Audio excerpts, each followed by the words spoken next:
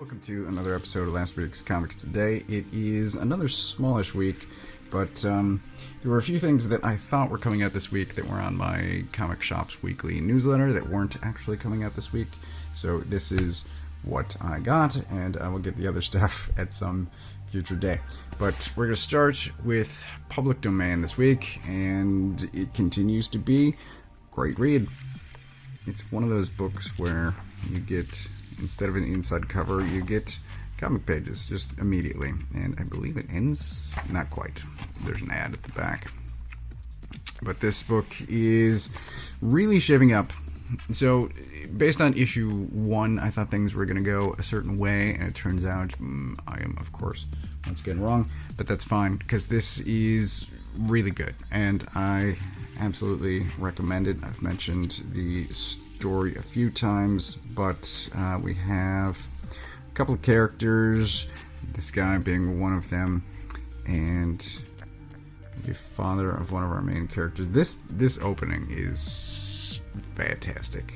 I mean, if you just pull this book off the rack, if you haven't read any of it, you can just read these 2 pages here and get a sense of what the story is. But we have this guy who's one of our leads, and his father, this guy here, along with the other old guy that I just showed off a minute ago, co-created a character named The Domain, and he is now a huge multimedia moneymaker for a corporation, whereas the artist of the series is not getting anything. And through the last couple of issues, the artist got some of the rights back to the character and is now putting together a team to publish new comics. And this is the foundation of that plan, of the getting the studio space, getting the team sort of roles for each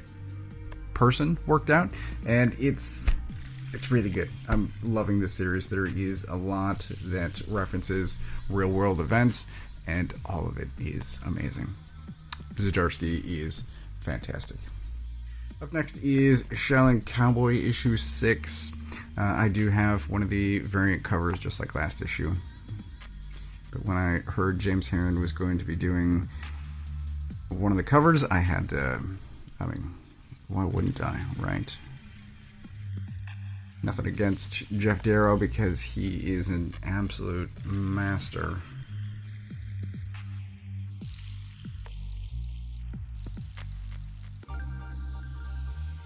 And look at this, a page 1 editor note. I love it. I love it so much. There is a lot of references to prior Shaolin Cowboy miniseries in this, and by a lot I mean 2, maybe 3, but oh my god, this I love this guy. He draws, and that's the result of one of his drawings. Here's the result of another one. Oh my god, this eye-patched pigeon, it's amazing. Anyway, this series itself is phenomenal, and here we go. I'll show off this. So one of the characters from last issue transforms into this, and he's fighting Shaolin Cowboy. It's so amazing. It's just fantastic. Anyway, Shaolin Cowboy, I love it. It's insane, absurd, frankly just amazing, and I love all of it. I will subscribe to this whenever it comes out, always. As long as Jeff Darrow is making comics, I will be getting them. DCeased issue 3.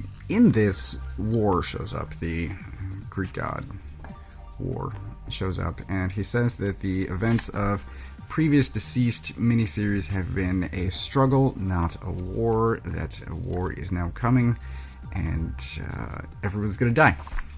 And so that's certainly something. And this series is definitely on a grander scale because it's involving the universe, many planets, but the first 2 series focusing on basically the zombie plague as it spread across the earth, and the team of heroes sometimes villains left to combat that was, it's great, but to refer to that as a struggle instead of a war really puts this series, I think, in scale, and it's good. I mean, this book starts devastating with Adam Strange on Ran before... I mean, the Thanagar-Ran war is, decades old. And this... He just leaves. Oops. Yikes. So, it starts devastating, and then by the end of this, there's a pretty amazing thing that I've already scrolled past a couple of times, but by the end of this, everyone is like, oh, we're screwed. Just the entire universe is screwed. And there is one thing that has happened in a previous issue that I haven't yet talked about, but is being spoiled by covers of future issues. I will talk about that at some point. This is the thing I flipped past a couple of times, so he's in there. It continues to be great. And there are 5 issues left in this for things to get even worse for all of our heroes, and then for them to somehow pull themselves out of the fire at the last minute, last second, most likely. But this is great. I'm really enjoying it. Tom Taylor is great, and art's great too. Deadly Class issue 56. This is the final issue. I have praised Deadly Class for as long as I have been reading it, and certainly for as long as I've been doing these videos. Every issue, every trade that comes out, I'm like, this is amazing. It is one of my absolute all-time, honestly, favorite series, and you should be reading it. If you are not, I will reiterate again, you should be reading this. It is now complete, and this final issue is perfect. I'm not going to talk about anything that happens in it. I've flipped through a couple of things. So this is how it starts. Actually, I'll show you this. This is how it starts. So we get that. It has moved from the 80s to the present. It has been slowly doing that over, I'll say the last 2 arcs. But we are now in the present, honestly, slight future, but whatever. The issue is a perfect ending to the series that was phenomenal and one of, honestly, the best I have ever read. And I will say one more time, you should be reading this. I will say this, actually, again, at least 2 more times, because the trade will come out, and when it does, I will say it again, and then at some point in the probably distant future, I will do videos for the entire series and then tell you all about it again, how good it is. Lastly, for the week, I picked up Predator issue 2. This came out a month ago because issue 3 came out this week for me, last week for you. And there's, I will, by the end of this section, spoil the last page of this book. So if you want to skip ahead, you should do so now. Just skip to the next chapter. But I won't do that immediately.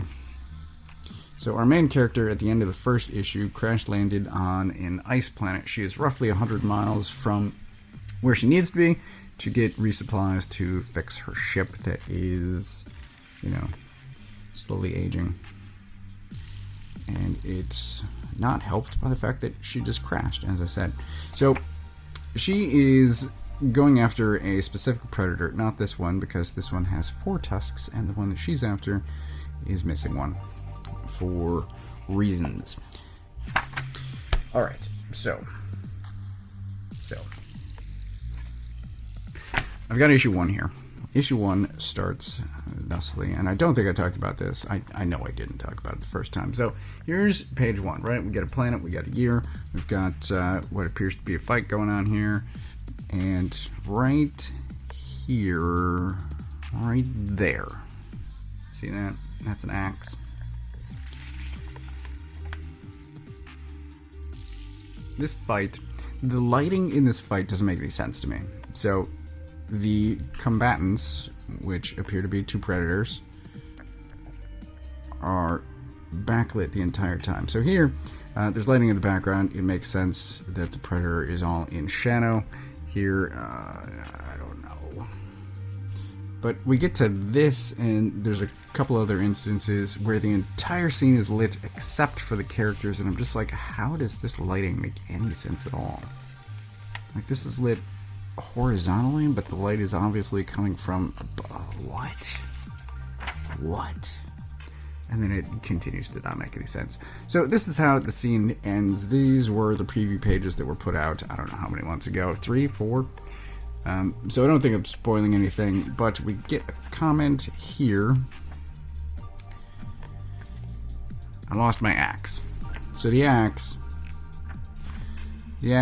here and here gets knocked away, and at most it's got to be, what, like 12 feet?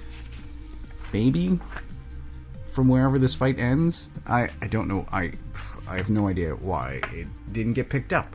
Like, if it was your favorite axe and you lose it, pick it up. But anyway, the axe is now a plot point in issue 2. And I'm gonna get to the final page as I started from the beginning. So here, I just showed it off, but here she's looking at these monitors. She sees a predator. She's like, that's my axe. And you can see there, dun dun dun, showdown next issue. So I'm continuing to enjoy this. I am in for at least the first 6 issues. After that, I'll see what happens. If it's the same writer-artist team, I might keep going, but this, so far, is really great, except for the lighting in this first scene, which doesn't make any sense to me. Like, if everything is lit, foreground, background, how are the characters in shadow? This maybe makes sense because they're close to the ground, but this is kind of annoying. Like this. Anyway, it's good except for the lighting in that first scene. And then there were a couple of trades that came out this week. So, Homesick Pilots, this is volume 3. This is the end of the series. It was a great read. I do recommend this. It's music, it's teenagers, it's giant mechs fighting each other, and a haunted house. I have done a bunch of videos about this series as far as the single issues go, and I will get to this, much like Deadly Class, somewhere probably in the distant future. I will reread the series, do a video on the complete series, rather than do a video on Volume 3 now, which I've already discussed as single issues in previous videos. Also, gunning for Ramirez. Now, the problem with this, it's going to be a bit before I get to this, is Volume 1 came out just over 2 years ago, so I need to reread this before I can reread this.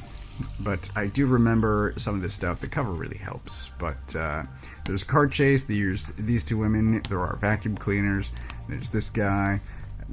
It's great. I loved this, and I'm super happy there's now a Volume 2. Look at this. Just look at the vacuum cleaner and the explosion. Oh, there's a car explosion. This is gonna be good. I can't wait for this. So I gotta reread this before I can read this, and I am also reading this, and I've got Volume 4 right behind it. So I think I'm gonna finish this before I start Ramirez, but you know, I got things to read, is what I'm saying. There's no shortage of things to read. So that's everything that I got this week. I don't think I mentioned this, but Deadly Class is getting my pick of the week. Like, there's no question. It's so good. The rest of this stuff is excellent as well, but Deadly Class is, as I said, the perfect ending. That is everything that I got this week. As always, I get my books from a local comic shop. If you don't know where yours is, you can use this URL to find the one closest to you. And I hope you do. Thanks for watching.